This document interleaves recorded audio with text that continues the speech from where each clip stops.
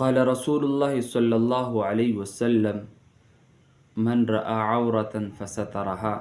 كان كمن أحيا موؤودة أو كما قال عليه الصلاة والسلام.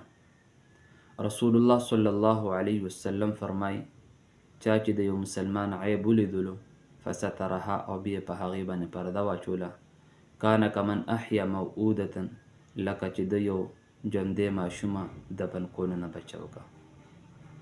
عورت ویل کېږي عیب ته او هر هغه کار ته چې انسان د هغې په ظاهرولو باندې شرم او حیا محسوسوي. مطلب د دې حدیث دا دی چې کله په یو مسلمان باندې د یو ورور عیب ښکاره شو نو لهذا ده ته پکار دی چې د هغه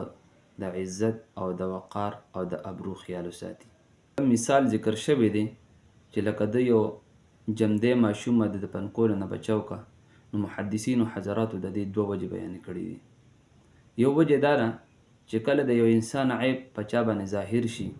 نو لهذا د انسان تمنا کوي چې کاش د ما د دې عیب ظاهرېدو نه مخکې زه وفات شوی او ما د دا رسوایي نه وه حاصله شوې. او همدغه رنګې په صورت مریم کې الله جل جلاله د حضرت مریم علیه السلام قول را نقل کړی دی یا لیتنی مت قبل هذا وکنت نسیا منسیا. نو اوس په چا باندې چې د چا مسلمان عیب ظاهر شو او د په دې باندې پرده واچوله